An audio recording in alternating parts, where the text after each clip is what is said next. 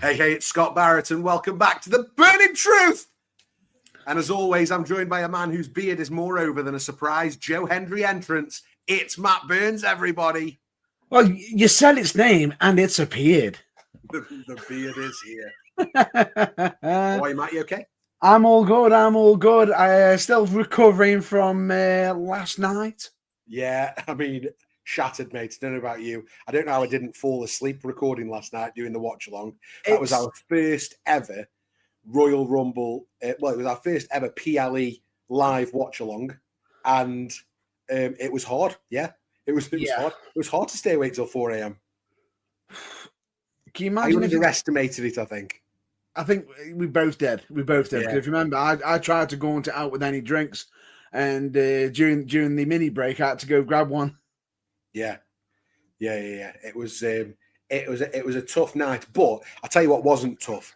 What wasn't tough was actually watching the action, because 4 huge matches, a really top quality PLE. Yeah, I think it's fair to say, and a night that will go down in history as what? Yeah. It's got it's got some ups, it's got some downs, it's got some shocks, it's got some turns. Whoa. Down in the right channel. We don't do ups and downs over here on this pod, Matt Burns. True, we don't, but we do Scott statistics and Matt facts. That we do. Absolutely. That we do. But yeah, a phenomenal night of wrestling. We've called this episode YEET-A-MANIA ? And that's because we have absolutely no idea where we go from here, and absolutely no one saw the finish. And if you're watching this by now, you must know what went down. But we're going to break it down, go through it match by match. And Matt Burns, I don't know if you want to start us off giving some of your thoughts on the Women's Royal Rumble. I thought it was absolutely great. Now, I know for me personally, I couldn't wait for the men's Rumble match. It was one of the reasons why I was going to be there. I'm hooked. I just didn't know what direction they were going to go with the women's, but that's not a bad thing, if that makes any sense.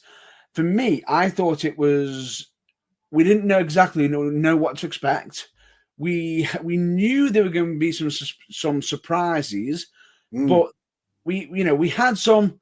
We know they're going to be there, even though they've lied on social. They sort of said they're not going to be there on social media. I think this was a show of 2 Rumbles, and the first one was what I would call a classic Triple H Royal Rumble. And what I mean by that is, over the last few years, the Royal Rumbles have been a letdown. And the Women's Royal Rumble, for me, firmly stays in that, on reflection, the Women's Rumble firmly sits in that a bit of a letdown category. Mm-hmm. I think the I don't want to get too ahead of ourselves here, but the surprises were okay. I mean, we got Alexa Bliss making a return. I'm sorry, but you're not disrespecting the Alexa Bliss return. No, yeah, the Alexa Bliss return was good. We got Trish, which was nice. It wasn't amazing. It was nice. And we got Nikki Bella, which was, I mean, I'm a bit indifferent to it. I suppose if you're a fan of the American Traitors, you're probably loving that Nicole Garcia was in. But Nikki Bella, and if you're a big fan, I suppose, that Divas era, we come from before that, don't we? And so Nikki Bella is a bit of a. It's a bit like when Kelly comes in. It's a bit. But what was really good was they used a lot of the NXT talent. Yep. Used that NXT talent really well. Roxanne Perez, for example, who went toe-to-toe, but was a letdown in some of the surprises that we had been, or that the online community had been begging for. Use the word begging for. AJ Lee, Becky Lynch, just as 2 examples. Yeah. And then the winner of the match being so obvious. Well, it was so obvious, the fact that I actually predicted it. Yeah, absolutely. So obvious and such an obvious choice to put Charlotte Flair over, because do you know what? They always put Charlotte Flair over. I'm almost of the opinion that we should start calling the Royal Rumble the Charlotte Flair Invitational. Yeah, and just that this match left a bit of a sour taste in my mouth. I was really glad to see all the NXT women get a bit of shine. Oh, I was really happy to see Alexa Bliss back. And that's all I've got to say that was good about it. So on reflection, so probably in the moment live, I enjoyed it to a point. But if I put a critical head to it and think about it post, yeah, NXT was good. Alexa Bliss was good. And the rest of it, yeah. Really enjoyed seeing Roxanne Perez, Julia, Stephanie Vaquer, Lash Legend, but a predictable winner. And yeah, that's how I feel about it. You've missed the name off there. Go on. Jordynne Grace. Yeah, Jordynne Grace, but we knew, didn't we? Yeah. No, but she was the one who surprised because we knew. She wasn't a surprise. Oh, she wasn't surprised, but she was a surprise to some who might have believed her social media. Oh, right, okay, I'm with you. Because supposedly she said that she was at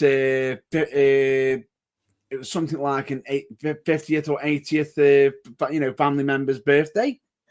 Listen, her performance was phenomenal, right? Yeah. But the performance of what was probably 6, 7, 8 individuals during the match, and I'll call them out: Roxanne Perez, Jordynne Grace, Julia, Stephanie Vaquer, have I said Jordynne Grace? Yeah. Yep.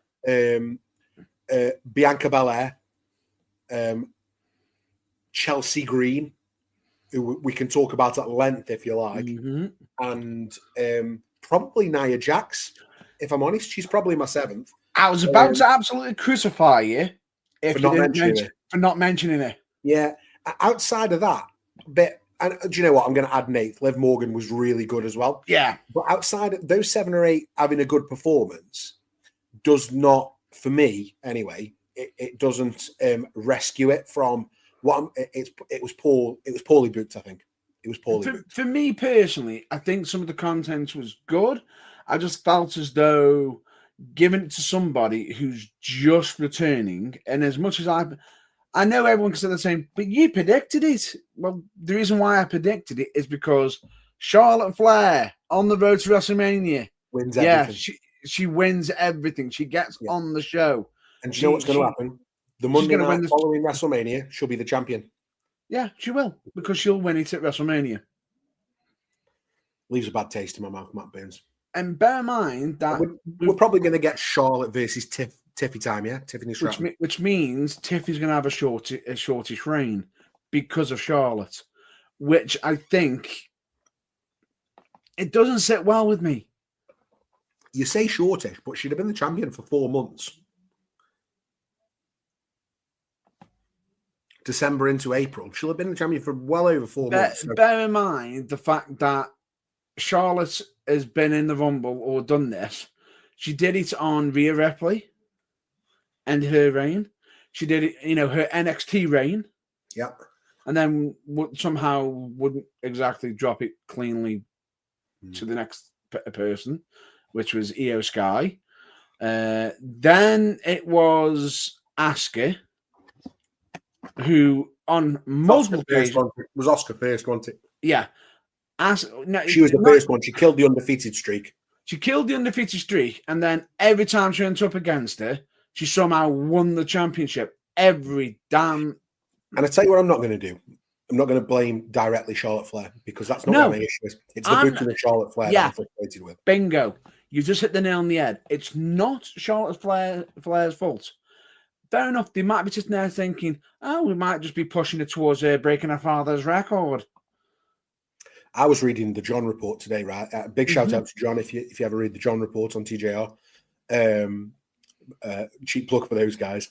But I was reading the John Report, and I think I can't. I'm just trying to find the exact wording because I have got it up here actually. And we've probably missed off actually Stephanie McMahon opening the show. So we'll go back to that in a second. But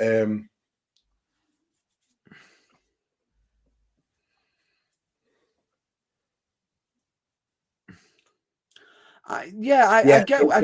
So his report here says the fans popped big for Nikki. I'm not sure they did.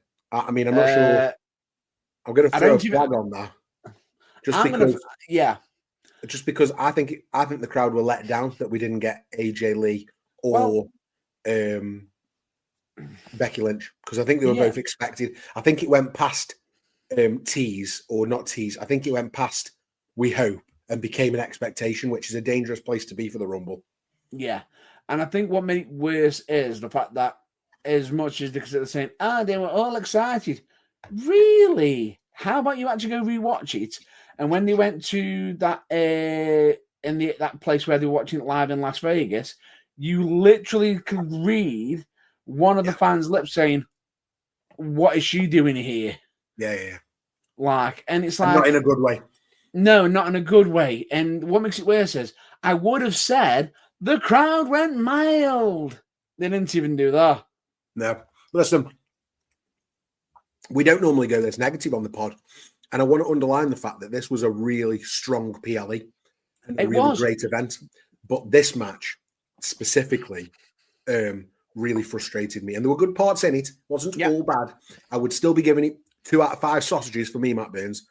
But the finish and the booking towards the probably the last third of the Rumble match. Yeah, of the women's. Was poor. Yeah, it was poor. Yeah. No, it just felt, for me personally, I thought it felt a little bit rushed at times.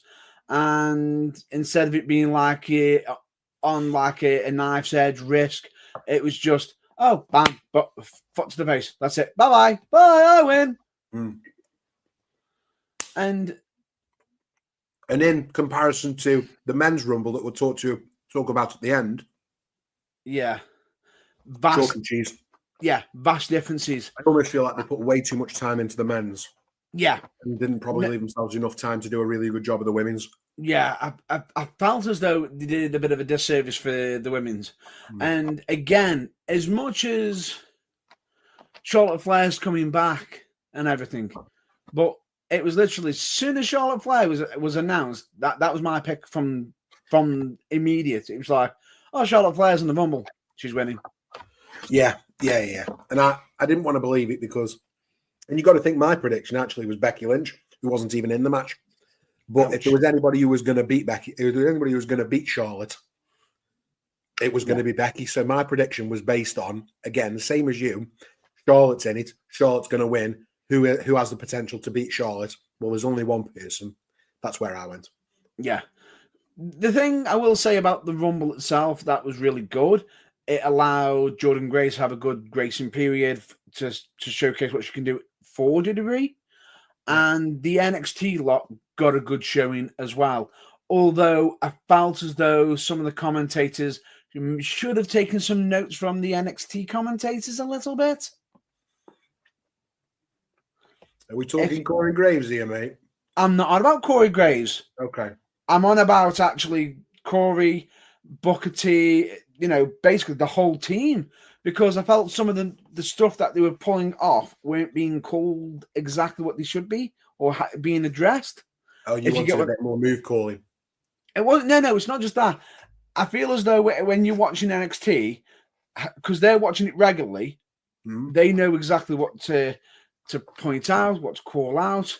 Where I feel as though on the PLE, the commentators team hadn't read any of the notes, and it was like they were seeing something for the first time, and it was like, what's that? I'm going to disagree slightly, only because I feel like one of the strongest parts of this PLE was the commentary trio. Oh, I think they did a fabulous job overall. I agree. No. I agree with your point. I agree just with your the point. NXT, but but they did a great job overall. Yeah. Michael Cole especially was absolutely on fire for this one. Oh yeah. No, you just hit the nail on the head. I just feel as though because they might not have been watching the NXT content as much. Might not be aware of some of these and history and all that sort of stuff, yeah. So they only read the bullet points as opposed to getting the detail. Bingo. That's what it felt like, Yeah. Okay, well, let's rewind a little bit just because we jumped straight in there with the Women's Rumble, but before we even got there, we had Stephanie McMahon appearing. So I suppose there's two things here. Stephanie McMahon is the lead in one of 2 new WWE shows that are coming very soon. She's going to be going round to different wrestlers' homes and where they live and where they're from and spend time with them. You know, I think there's a video of her on a yacht with the Bloodline and having a beer with Stone Cold and a few different things like that. So she's getting to do something completely different on TV, which I'm sure she's loving. The other TV show we can talk about later, the Evolve show that's coming, Developmental's developmental. But that show's going to be on ESPN in the US. I'm not sure if we're getting it in the UK or where we're getting it. Hopefully it'll come to Netflix like everything else. Are you on about the Legends and Future Greats? No. That's not one that I'm talking about. So there's 3 new shows altogether then, if you want to include that. There's the Stephanie McMahon one, and then there's the Evolve show. But it was heavily promoted during the Royal Rumble. Yeah, anyway. Yeah, I know what you're on about. But I would say that's one I'm hoping also comes across over to us. Possibly even hopefully. I think it'd be good, nice little show to watch. And anyway, the main thing is it was really nice to see Steph. That's what I wanted to say. Yeah, no. And I'm happy for her to appear here and there. She's a great character as a heel, but she was severely overused during some of the WWE's worst ever booking years. So if they're going to use her as a character, use her sparingly for now, because I do think that the general managers we've got currently do a really good job, and it isn't overbearing.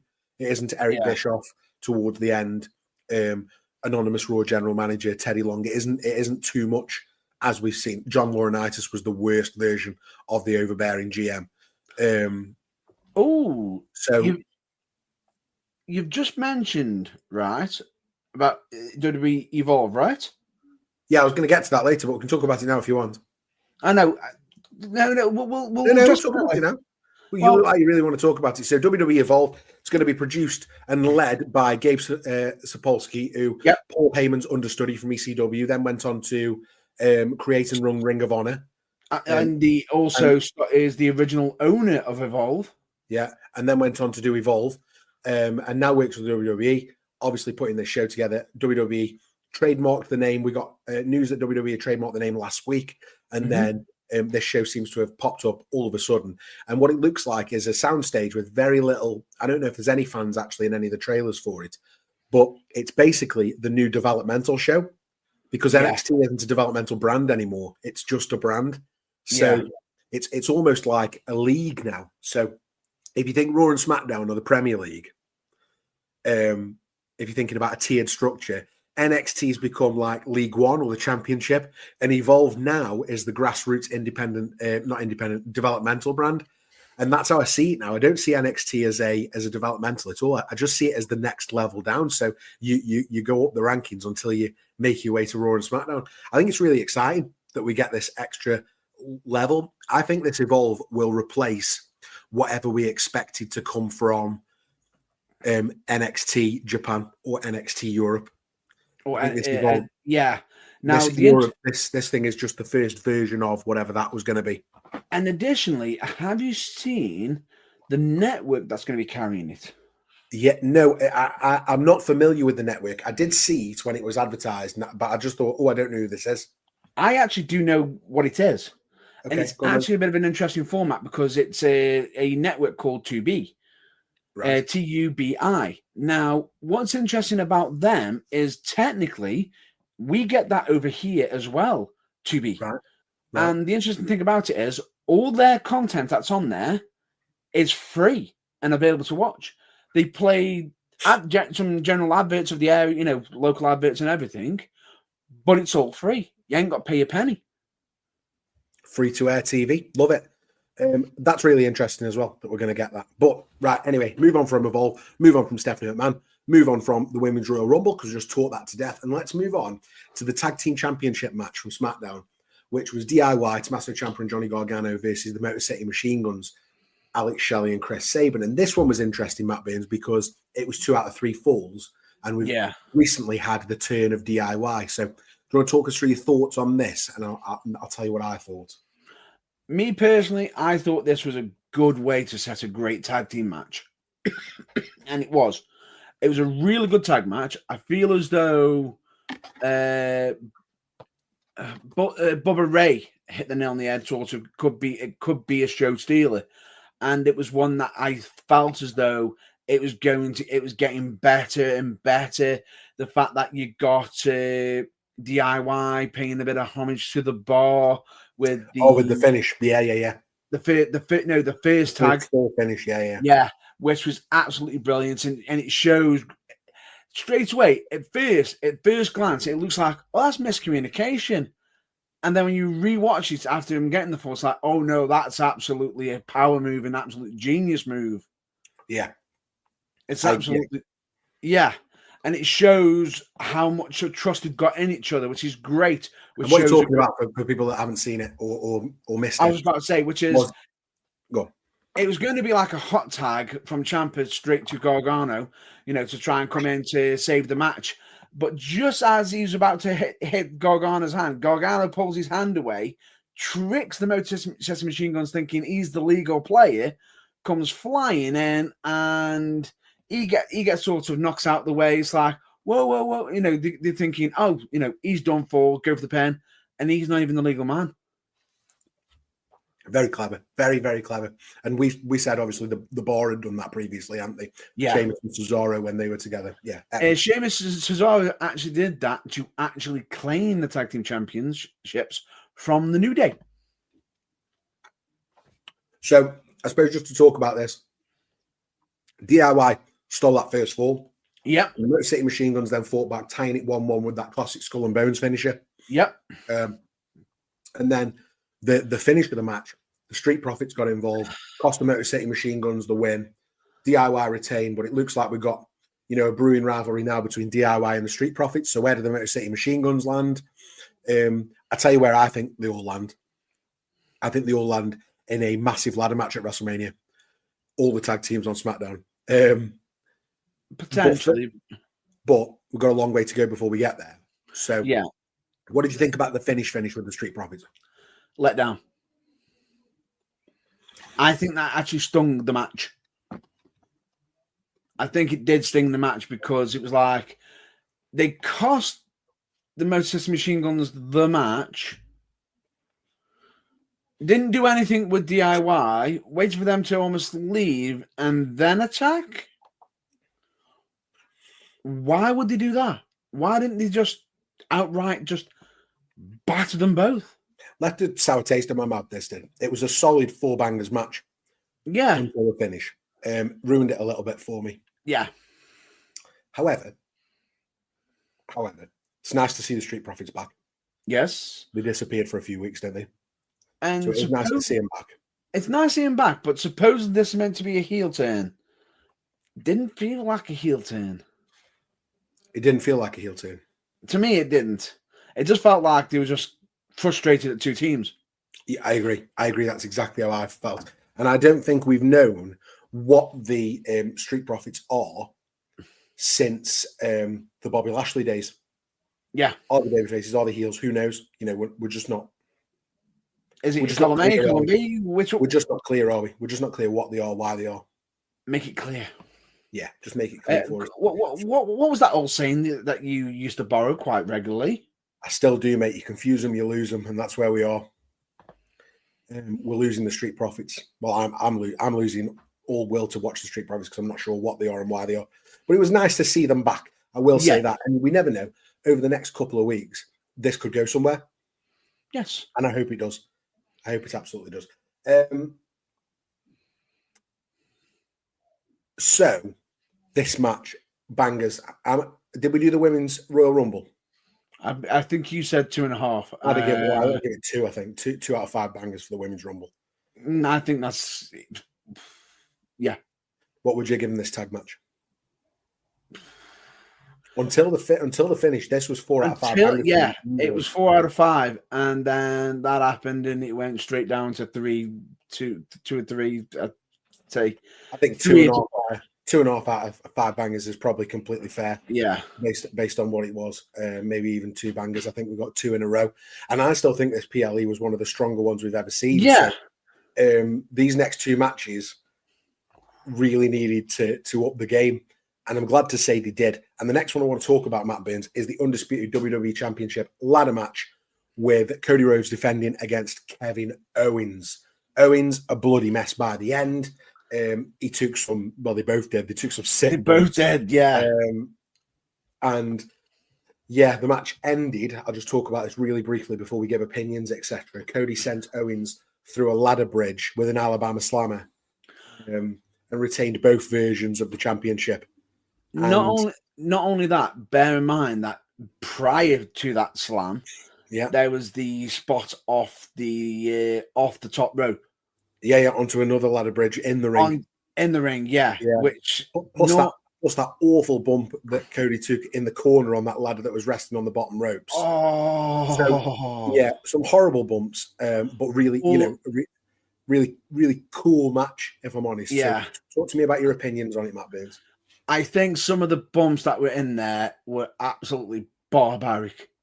Like the back body drop onto the edge of the ladder. Yeah. At the top.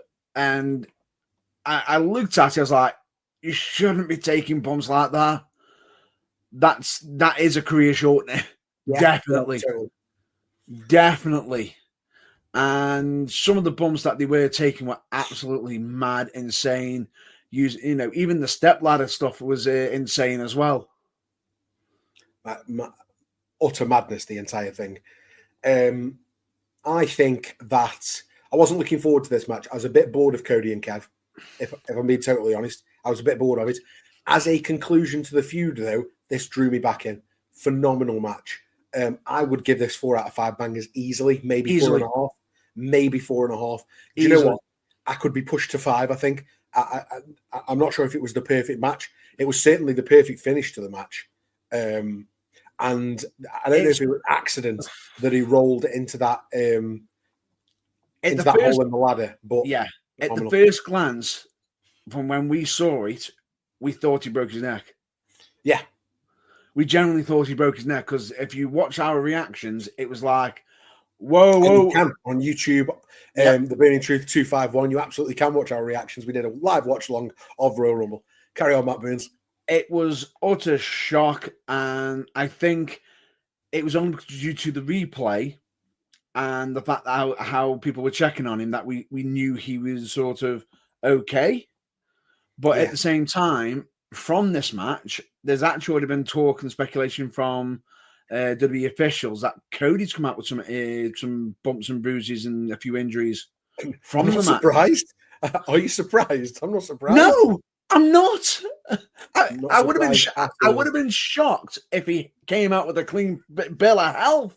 Yeah, I don't think Cody wrestles again until WrestleMania. Tell the truth, to make sure we get whatever match is coming.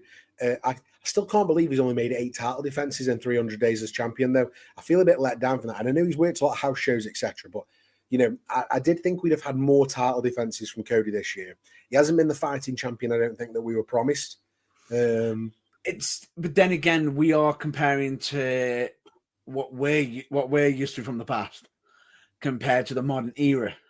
Yeah, with 5 matches on a PLE, 4 matches on a 4-hour PLE this time. I know there were 2 Royal Rumbles, but even so, yeah. Okay. Yeah. So I think for this one, I'd give it 4 out of 5 bangers easily. Easily. Definitely. And brought the tone of the PLE back up. We're talking about this WWE Championship match, Cody and Kevin Owens. Great end to the feud. And perfect for what it needed to be. They made us care about the match, and then they made us care about the consequences of during the match and after the match with the people that were there, doing the checks and everything. They made us care about the fact that they weren't just fighting it out for a championship. They were actually potentially almost, ending each other's careers. Yeah, totally. And I'm so glad they didn't go down the route what I was expecting with Sami Zayn as well. I mean, he was there. Sami Zayn was there at ringside towards that but he showed care for both. Yeah, he didn't actually get involved, did he? Which was really a nice beat in the story. Yeah. So other than that, like you just said, easy 5 bangers. Easy 4. 4 out of 5. I could have been pushed to 5, but I'm happy with 4 out of 5. 4.5, 5. Me personally, it was a banging match. Yeah, and that's we're here to enjoy the wrestling, and I enjoyed this, and that's the main thing, right? Yeah. But then we move on to the main event. And I'm going to call this the most star-studded Royal Rumble in history. Of the six, of the final six in the ring, 4 out of the 6 had been WWE champion. Not World Heavyweight champion, WWE champion. And don't even pretend that one means more than the other. We all know the WWE Championship means more than the World Heavyweight title. It always has done. It always will do, because it's the one with the big WWE logo on it, right? It's the one with the history. Yeah, exactly. Well, I mean, the World Heavyweight title has the lineage of WCW, etc., doesn't it? But the WWE title is the belt. Yeah, it's the one that's actually got the main history attached to it. It's the Bruno Sammartino, Hulk Hogan, Ric Flair, Bret Hart, Shawn Michaels, Undertaker. Yeah. Rock, Austin, Sid Triple Vicious. H, Mankind, Sid Vicious. What are you talking about? I'm throwing it in there because he did win it. Yeah, he did. He did. I'm just not sure he was the Yokozuna belt. Anyway, and I can't remember where I was going now. You've upset me by talking about Sid Vicious in the same vein as Hulk Hogan and Shawn Michaels. No, but he's still a champion. Yeah, I was talking about, but all right, Bob Backlund, and I was talking about the original Nature Boy. Out. What are you doing? The original Nature Boy. Yeah, was Buddy Rogers WWE champion, WWF champion at the time? Yes, was he? Yes. Okay. I haven't got time. I haven't got time to fact check that, Matt Burns. Somebody he was actually one of the early. He was actually one of the very early ones. Very early in the comments if you're right or wrong. I'm not going to go researching that now. But the men's Royal Rumble match was the next match on the card. Epic. And yeah, so what I was saying was, compared to the women's Royal Rumble match, this was a really well booked match. And out of the 6 remaining wrestlers in this Royal Rumble match, 4 out of the 6 had been WWE champion. That's what I was saying.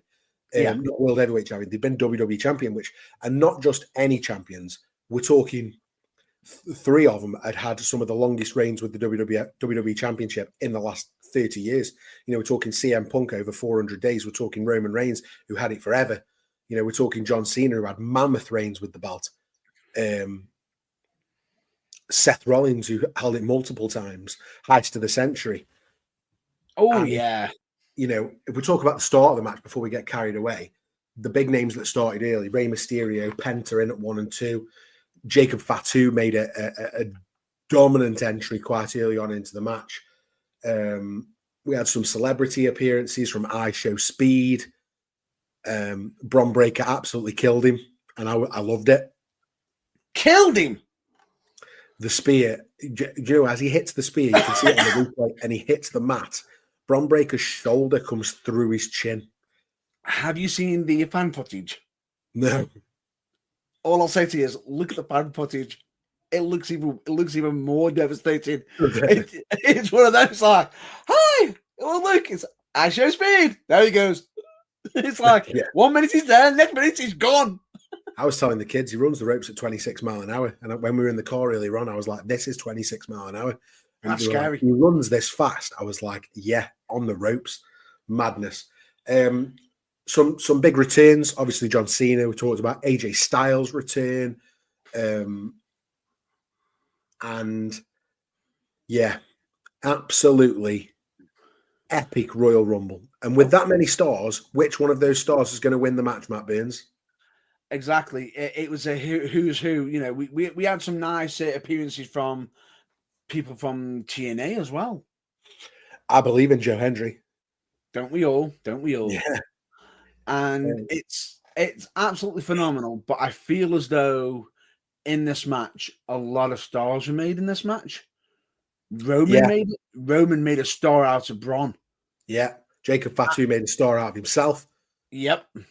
I was disappointed because do you know who was missing out of this match? Really missing, because of injury and would have done really well. Bronson Reed. We missed Bronson Reed out of this Rumble, and I feel sorry that he did miss it because if he hadn't had that injury, he would have been a massive part of this Rumble. Ooh, yeah. That's a good call. Yeah. Yeah, I definitely think so. So, really sad about that, really. But what we did get is the best Rumble I can remember in a long time. Yeah. It was, we didn't know exactly who was going to win. And what I find interesting is out of everyone's predictions that we know of, did anybody have the actual winner? No, nobody I knew predicted this. We did our watch along and we were in shock when Jey Uso got the win. I went back and watched some other watch alongs that different channels had done. And they were all as shocked as we were. What did you say last night, Matt Burns? What were the odds on Jey Uso winning? It was something like it was over like over 1,000 to 1. Madness, absolute madness. It was something like 1,000 to 1 or something. I'm literally and rightly so, because I never ever would have put my money on Jey Uso. And I tell you what's really interesting about that is, and I thought about this long and hard today. This is a reward for all the hard work that he's done, the crowd interaction for Jey Uso, how much merch he's moving probably for him at the minute. You know, what a phenomenal thing to show that even with all those stars in the Rumble, we're still going to make new stars. And that's what they did last night. They made a new star. They took Jey Uso from being a really over character, upper mid-carder, and made him into what his name is, which is main event Jey Uso. Right. Absolutely. I've literally just got the American, betting odds. Yeah. Right? Yeah. The plus is, the more plus it is, the more money you got to spend to earn money back. Yeah. Negative is basically, the less money you put in, the less, Yeah, give me the odds. Basically, Punk ended up being the favorite right before the end. Punk was the odds-on favorite at minus 400. Cena was at plus 240. Seth Rollins plus 2,000.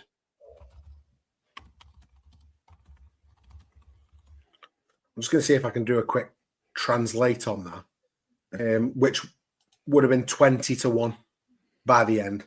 Yeah. So it'd have been 20 to 1 in the end, which is, absolutely nowhere. Yeah. That's what I mean, straight away. The Rock had, his odds were higher than Jey Uso. Yeah, absolutely. At 900. Absolutely mad. I suppose, we're talking about highlights. Who was the absolute star of this Rumble for you, Matt Burns? For which one? The men's. I talked about eight who did really well in the women's. Who's the one who really stole it for you in this men's Royal Rumble? I think Roman had a really good showing because he was making names. Yeah, phenomenal. Making names. We got Jacob Fatu because he was beasting people. He was mine, 100%. Braun Breaker. Oh, yeah, epic. Yeah, Braun Breaker, really good job. Braun Breaker, because I was disappointed when Braun Strowman threw him out. I was angry. Was it Braun Strowman? Braun Strowman threw Jacob Fatu out. Who threw Braun Breaker out? Might have been Roman. Yeah, after Braun. Yes, it was Roman. Roman sent him out. Yeah, I was disappointed when Braun Breaker got eliminated. I thought he could have done more. Yeah, but at the same time, I feel as though, even though he got eliminated, did Roman look like he was standing tall? That spear that he hit Roman with was really good. I thought to myself, oh, he's going to spear Braun. And all of a sudden, out of nowhere, the speed difference of Braun and Roman, he just hit Roman out of complete nowhere. Yeah, absolutely. And then we got that final 6, which was CM Punk, Seth Rollins, Roman Reigns, Logan Paul, John Cena, and Jey Uso. And at that point, nobody saw it coming. I was a bit worried Logan Paul might have got the win at this point, or I certainly was once Seth, Roman, and Punk were all eliminated. I started to worry about Logan Paul. All at once. So basically, the odds-on favourites, the top 3 odds-on favourites just all thrown out at once. Yeah, at that point, a lot of the audience would have gone, right, so it's John Cena then. I certainly did. You know, Yeah, I was a bit worried even about I Logan did. Paul, but I thought, right, it's probably John Cena now. And when Logan Paul went out and left John Cena and Jey Uso, that's it for me. And then we get that bit on the apron. And I suppose at that point I'm thinking, well, you never know till you really know. But John Cena's going over here. And that camera shot's perfect because Jay drops behind him, pushes him forward, and then John is stood, and you can see it in his face, facial expressions. You know, you can see the acting coming out of him. And, you know, John Cena, phenomenal. To the point I'm trying to make here is John Cena, for me, was the best character in the match because without him, that finish doesn't work. No, it wouldn't have worked. And the best thing about it is Cena looked just as shocked as we were. Yeah. And, you know, we were speechless on here last night on the review. And it's why I wanted to come on tonight and talk about the show and do the full review. And this will be our episode of the podcast this week as well. But we didn't do it justice last night because we were in shock because it was such a madness turn of events. Nobody saw it coming, but I'm so glad they did it. Putting Jey Uso over was a stroke of genius. Yeah, it was. And it really was. And what was interesting for me is what I find even more funny is he wins it immediately on X. We got someone putting out putting out a post immediately. Don't you dare do it. Do you know who it was? No. Gunter. Was it? It was like, don't you dare do it. Brilliant. And I think Jay versus Gunter, that's the world title match at WrestleMania that I didn't expect, but I'm really looking forward to. You know, they did a great job. Was it at Saturday night's main event? Yes, but the scary thing about it is a part of me still thinks they could still throw in another spanner. Yeah, and the Bloodline saga is never without twists and turns, and this might just be another beat in that. But right now, for me, it looks like a quality night one main event. Either way. And the scary thing about it is, for me, is the fact that no matter which champion he does end up going for, the actual Rumble actually threw off completely certain storylines I thought were going to get put into play from the Rumble. And do you know what? I'm so glad you brought that up, Matt Burns, because look at the bottom of the screen, right? Because that's exactly what I've done here. So Kevin and Cody over here, that's done. Yeah? Yeah. So what happens with Kevin Owens now on the road to WrestleMania? I don't know. Will it involve Sami Zayn? I don't know. We have this trio of CM Punk, Seth Rollins, and Roman Reigns. What are they doing for WrestleMania? Right now, I have no clue. They're doing something, but who knows? And then right the way over here on your side, put your finger down for me so I can see him. John Cena. Oh, yeah. John Cena. What the hell is he doing for WrestleMania? Because right now, I don't see a path for him. Well, actually, there is a path for him if you watch the post show. Yeah, so I've heard about this. I haven't seen it yet, and I will give it a watch. But so he's announced for the Elimination Chamber. Yeah. But what is Elimination Chamber this time? Is Elimination Chamber for a title? Is Elimination Chamber number one contendership for the other belt at WrestleMania? Yes. But we don't know which one Jay's going for yet. We assume he's basically going for. But what if Jay goes for Cody? It doesn't matter. Whichever championship is not been selected, the number one contendership for the other is going to be fought for in the Elimination Chamber. Wowzer. So immediately, we've already got an Elimination Chamber that's got some massive makes Elimination Chamber must watch. Yeah, and the fact that you got John Cena, who promised Toronto that the next time you see him, he's going to be kicking backside and taking names. You could see that John Cena was absolutely fired up for the Elimination Chamber, and he just goes, you know what? I know some of you could sit there and say I'm being selfish. No, I'm not being selfish. It is actually what's best for business. Me heading to WrestleMania as a challenger for a world championship and then smashing that record. So we've got Elimination Chamber Toronto, and for that is on the 1st of March, so a full month from last night. in Toronto, and it's the only match we've got announced. So, yeah, I'm not sure what we'll get there. I suppose who knows? But yeah, Elimination Chamber, it's must watch now, just based on John Cena saying he's going to go after another title match for WrestleMania and he wants to earn it. In fact, he even said, "Let's play a game. Who can get out the news story? Who can get the main headline out before the others?" I love that. I absolutely love that. So MVP for the Royal Rumble match, I said John Cena. You said, me personally, I feel as though it's between the more. My initial thought was Roman was Roman, because he was making names of people. He was actually making others look really credible. Yeah, he put a lot of people over, didn't he? Okay, so I'm going to say that this is my favorite Royal Rumble match ever. Super Lee has come in with a comment on YouTube Live. He says Cena 17 times. Yeah, I mean, we're waiting for it, aren't we? But yeah, for me, this is my favorite Royal Rumble ever, Matt Burns. Yeah. Certainly my favorite Royal Rumble match. I can't not give this 5 out of 5 bangers. Exactly, just for the match alone, and the fact that we even got the twist ending at the twist ending as well, which I love. But straight away, like how you mentioned earlier in regards to the trio you got at the bottom together, Punk, Roman, and Seth.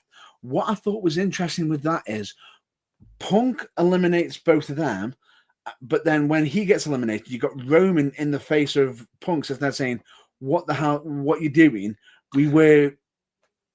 And then we got the most devastating curb stomp I've ever seen, because he 2-footed him on the floor. Oh, yeah, it definitely. Was a 2-footed stomp. Go back and watch it, Dad. The one on the steps is fine. The one on the floor is a 2-footed stomp. Because I watched it all back this morning. It is unbelievable. I will say this to you. A part of me wonders if that's going to turn Seth. Hey, you never know. You absolutely never know. From what it says on this Elimination Chamber page as well, it says the winner gets a choice between which title. What if Jey Uso and whoever wins the Elimination Chamber pick the same title? Do we do a triple threat? Who knows? That's what's so exciting about the Elimination Chamber. I am surprised that the NXT one hasn't been thrown in. Yeah. All I can say is the road to WrestleMania is hella exciting. Exactly. With that, I think you should take us home, Matt Burns. Pretty much. For me, that's going to be a wrap up on one of the wildest, most yeeted filled nights in WWE history, from jaw-dropping eliminations to absolute bangers after bangers after bangers in the ring. Royal Rumble 2025 was one for the ages. If you had as much fun as we did, smash the like button, drop a comment below. Your support fuels the burning truth, and we're building on what we want to build is an unstoppable community of diehard wrestling fans from around the world. And hey, we need your help to take this podcast to the next level. We're chasing 1,000 subscribers, and with your help, yeah, absolutely. Yep, I was about to point that out. And with your help, we can make it happen, especially on YouTube. So hit that subscribe button, share this episode out, and let's grow this wrestling family. Yeah. If you want even more, you can follow us everywhere. Search The Burning Truth on Instagram, Facebook, TikTok, and more. And if you're on X and Blue Sky, you can hit us up directly at TBT Live UK for breaking news, event updates, and exclusive content. You can also visit theburningtruthuk.com.